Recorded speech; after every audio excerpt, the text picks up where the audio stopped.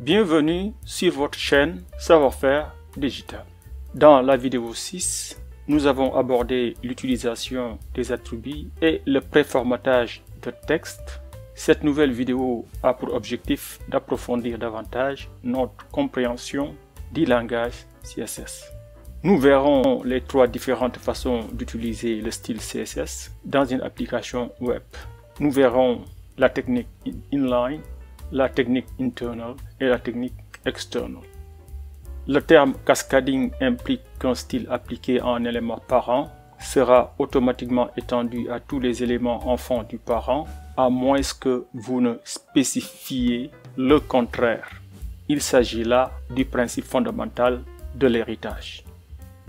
Un style en ligne est employé avec l'attribut style à l'intérieur d'un élément HTML, permettant d'appliquer un style spécifique à cet élément. Un style interne sert à définir le style pour une seule page HTML. Il est placé dans la section Head de la page, à l'intérieur d'une balise style. Un style externe est utilisé pour définir le style de nombreuses pages HTML.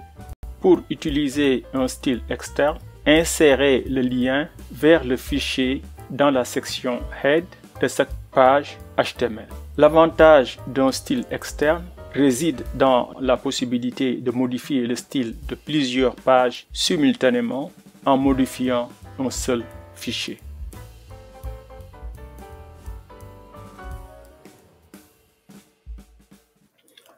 Voilà, on va commencer la démonstration pour la vidéo numéro 7 concernant le développement web.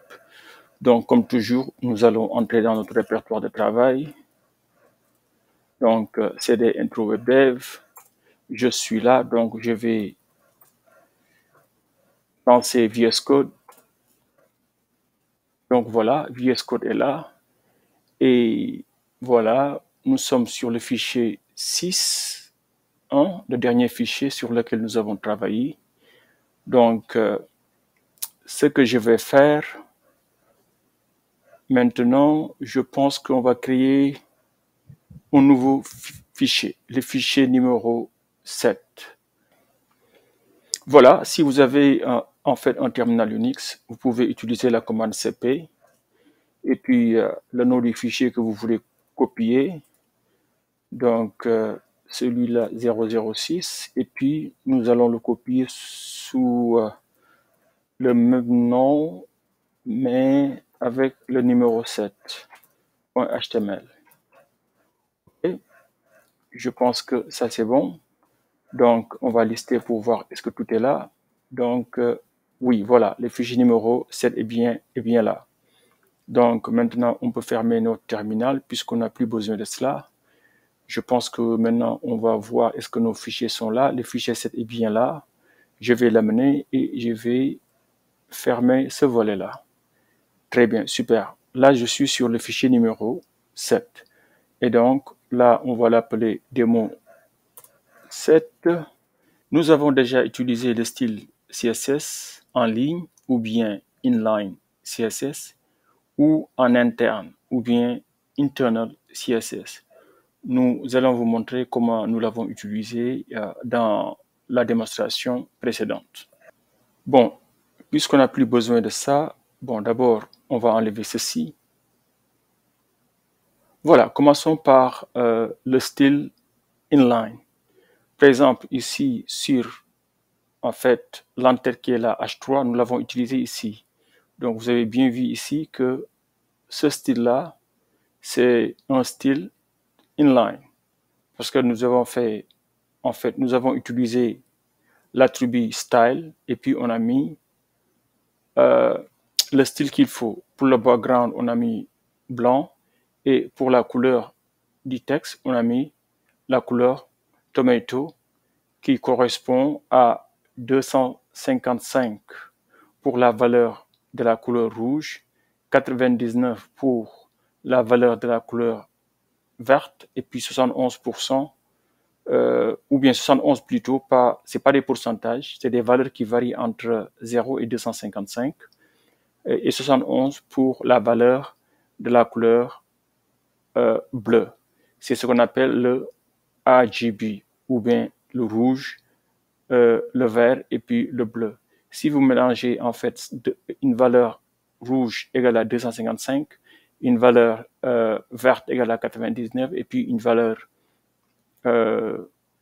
bleu égale à 71, vous aurez en fait la couleur qui ressemble à la couleur de la tomate.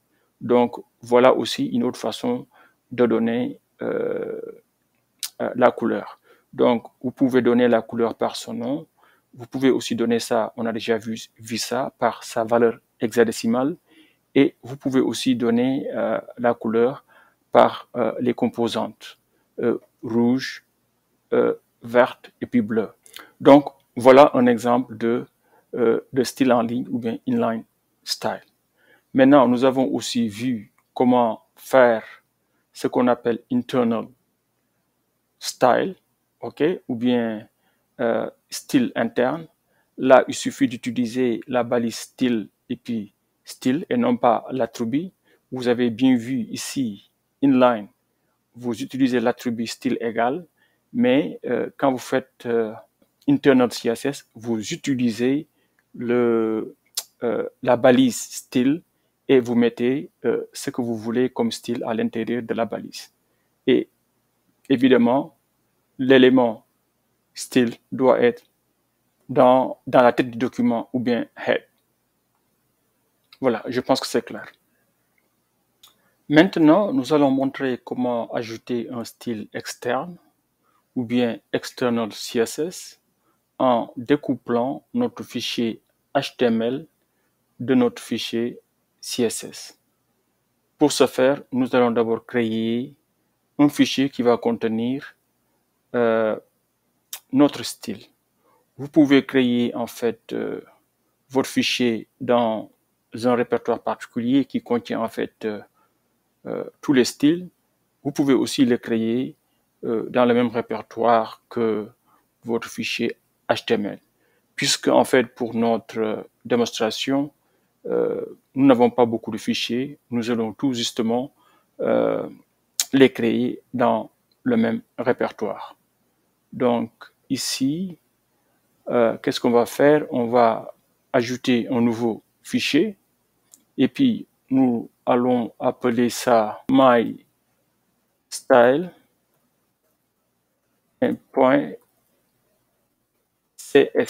Donc là, c'est le fichier qui va contenir en fait le style.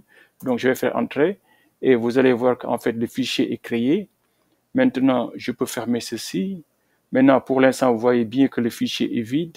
Ce que je vais faire, je vais aller prendre en fait ce qui était ici, parce que vous voyez très bien que maintenant, on n'a plus besoin de ceci, mais comme d'habitude, au lieu de couper, je vais tout simplement faire un commentaire ici, donc pour dire qu'en fait, ceci ne fait plus partie de mon code, et puis je vais le copier, et puis je vais l'amener ici, et je vais le mettre ici. Maintenant, il y a un problème. Vous avez bien vu ça. Ici, c'est le commentaire. Je vais l'enlever. Donc, je l'enlève. Et puis, même mieux, on n'a plus besoin de la balise style qui est là. Donc, il faut l'enlever. On n'a pas aussi besoin de cette balise-là. Donc, il faut l'enlever. Et mieux, ce que je vais faire maintenant, je pense que je vais même découpler un peu le header H1 de l'entête H2. Donc, qu'est-ce que je vais faire? Je vais faire tout simplement copier ici. Bon, vous allez voir pourquoi je fais ceci et je vais faire ceci et je vais ajouter la même chose pour l'instant. On va le changer après. Maintenant, je pense que ça doit marcher. OK? Donc, ça, c'est le style pour le corps du document. Et ça, maintenant, c'est le style pour l'entête H1. Ça, c'est le style pour l'entête H2. Vous voyez très bien que H1 et H2 ont le même style. Donc, on va le changer après. Et ça, c'est le style pour tous mes paragraphes. C'est bien ça. Voilà, parfait. Et maintenant, je vais sauvegarder ceci. Maintenant, ce que je vais faire, je vais aller lancer mon serveur pour voir qu'est-ce qui va se passer si ma page est rendue. Je vais faire un clic droit, Open with Live Server. Voilà, très bien. Vous voyez ce qui se passe maintenant. Vous voyez très bien qu'il y a une différence maintenant. Regardez maintenant ce qui se passe. Bon, c'est vrai qu'en fait, tout le style qui était inline reste. Le style qui est sur, en fait, le titre ici aussi reste. Pourquoi? Parce que c'est toujours en fait un style en ligne. Mais vous avez bien vu qu'en fait, tout le style qui était sur, en fait, les entêtes, H1 ici et H2 ici, qui étaient, bon, on va ramener ça, qui étaient, comment, centrés. Oui, H1 était centré, H2 aussi était centré, ok, et que la couleur était une couleur rouge, que ce style-là est parti, ok, parce que maintenant, le style est externe et on ne l'a pas encore appliqué à ce fichier-là. Autre chose qui est partie, c'est ce style-là aussi est parti. Vous voyez bien que le fond du document ou bien le background n'est plus un bleu clair ou bien light blue. OK? Maintenant, c'est tout simplement parce qu'on n'a pas appliqué le fichier externe à notre page. Et c'est cela que nous allons vous montrer maintenant. Maintenant que nous sommes sûrs que nous avons ce code-là dans notre fichier style, on peut l'enlever. Hein? On va ajouter ici maintenant, en fait, le fichier externe. Et pour cela, il faut ajouter, en fait, l'élément link. L'attribut rel doit être style sheet. Et puis, l'attribut href doit être, en fait, le nom de notre fichier CSS. Et ce fichier-là s'appelle mystyles.css et vous le voyez là-bas. Et puis, voilà. Et maintenant, automatiquement, vous voyez qu'en fait, mon serveur a rendu tout ce qu'il faut pour appliquer le style. Vous le voyez bien. Bon, je vais vous montrer. Par exemple, si je fais un commentaire autour de cette ligne-là, vous voyez qu'en fait, automatiquement, le style va disparaître. Maintenant, si j'enlève en fait le commentaire, mon serveur va automatiquement appliquer le style à la page. Voilà, nous avons maintenant notre fichier CSS, mystyle.css. Et maintenant, on peut changer le style de la page. Hein? Donc, on n'a plus besoin de travailler dans la structure, donc les fichiers .html, mais on va aller dans les fichiers .css. Donc là, on va venir ici. Nous avons aussi ici montré comment donner la taille en fait des caractères en termes de pixels. Par exemple, ici, nous avons 20 pixels. On peut aussi des fois donner la taille des caractères en termes de pourcentage. Et c'est ce que nous allons faire avec l'entête H1. Vous voyez bien, bon, on a un titre qui est plus ou moins grand, mais on va augmenter en fait la taille des caractères. Donc pour cela, vous pouvez faire, nous le savons déjà, font size, ok, mais au lieu de donner ça en termes de pixels, vous pouvez donner ça en termes de pourcentage. Et d'ailleurs, il y a d'autres moyens d'augmenter ou bien de diminuer la taille des caractères.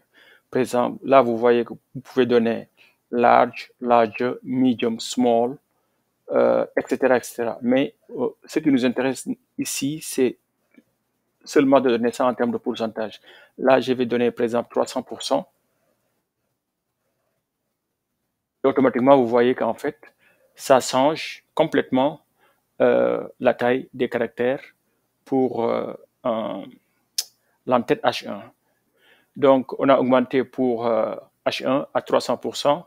Et puis, pour H2, on a fait 175%. Et là, ce qu'on va faire, c'est ajouter en fait une marge au corps du document. Des fois, on peut utiliser la marge pour centrer horizontalement le contenu du corps, si on veut, par exemple. Et pour cela, il suffit de donner, par exemple, une largeur fixe au corps du document. Par exemple, on va donner une largeur de 700 pixels. Je pense que ça suffit. Donc, là, vous voyez, donc, on a dit que la largeur de notre document est de 700 pixels. Et maintenant, on va utiliser en fait la marge pour centrer automatiquement le document. Et pour cela, il suffit de faire margin et puis vous faites auto, point virgule. Donc vous voyez automatiquement que le document maintenant est centré. Donc si vous donnez à un élément une largeur donnée, fixe, et puis vous utilisez la propriété margin auto, ça vous permet de centrer le contenu de l'élément. Vous avez bien vu, par exemple, que pour les entêtes H1 et H2, nous avions explicitement dit de centrer, mais vous avez vu qu'en fait, pour le contenu en fait du document, nous avons tout simplement utilisé une largeur fixe avec la propriété margin auto pour dire centrer automatiquement horizontalement. Voilà qui conclut cette vidéo consacrée aux différentes façons d'utiliser le langage CSS dans une application web. Prochainement, nous verrons les liens hypertextes et leur application. N'oubliez pas de soutenir la chaîne, abonnez-vous, aimez en appuyant sur le pouce, laissez des commentaires et partagez les vidéos. Un grand merci et à bientôt.